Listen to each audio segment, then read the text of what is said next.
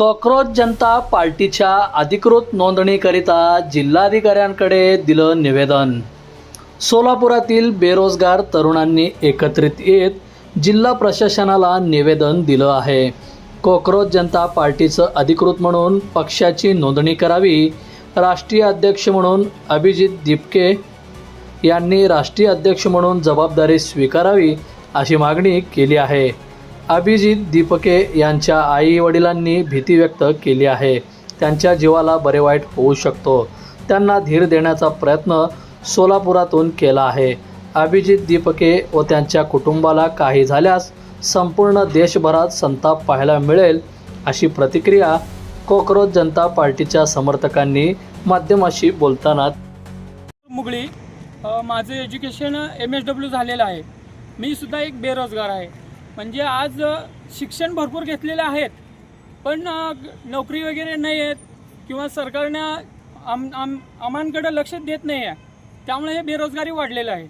मग आम्ही बेरोजगाराने जर तर उच्च न्यायाधीश म्हणा किंवा उच्च अधिकारी लोक जर तर आम्हाला कॉकरेज समजत असतील तर आता तुम्ही बघितलं आहात, साहजिकच फक्त CJP म्हणजे इंस्टावर जे चालू झालेलं आहे फक्त 5 दिवस झालेलं आहे, पण आमचं ताकद आता सध्या इंस्टावर वगैरे बघत आहात। म्हणजे सध्या बेरोजगारी भरपूर आहे, पण सरकार आमच्याकडे लक्ष देईना।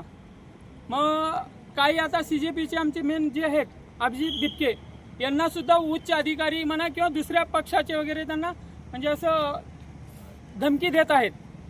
पण आम्ही एवढंच सांगू इच्छितो की अभिजित दीपके मागं पूर्ण अख्खं महाराष्ट्र म्हणा किंवा अख्खं भारत सुद्धा सर्व CJPचे कार्यकर्ते त्यांच्या मागं खंबीरपणे उभे आहेत, एवढं लक्षात घ्यावं। तुम्ही आता राजकारणात जाणार का?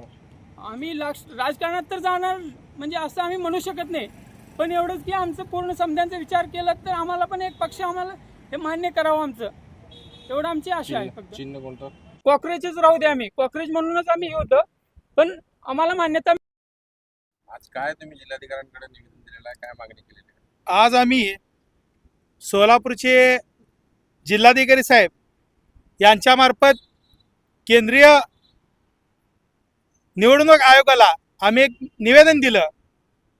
त्यामध्ये ऐतिहासिक निवेदन असं दिलं, अनेक निवेदन आपण बघितले, परंतु एक ऐतिहासिक निवेदन आज आम्ही दिलेलं आहे। यामध्ये कॉकरोच जनता पार्टी CJP ची स्थापना करण्यासाठी आम्ही या ठिकाणी त्यांना परवानगी मागितली आहे निवडणूक आयोगाला। कारण जेव्हा व्यवस्थेला प्रश्न विचारणाऱ्या सुशिक्षित बेरोजगार तरुण त्याचबरोबर RTI कार्यकर्ते हे एका देशातील उच्च पदस्थांकडनं जर त्यांना झुरळ एक तुच्छ प्रकारे जर आपलं संबोधन केलं जात असेल तर ही एक अतिशय खेदजनक बाब आहे। आम्ही तेच ओळखलं आणि आमचा स्वाभिमान जागृत झाला आणि आपण स्वीकारलं।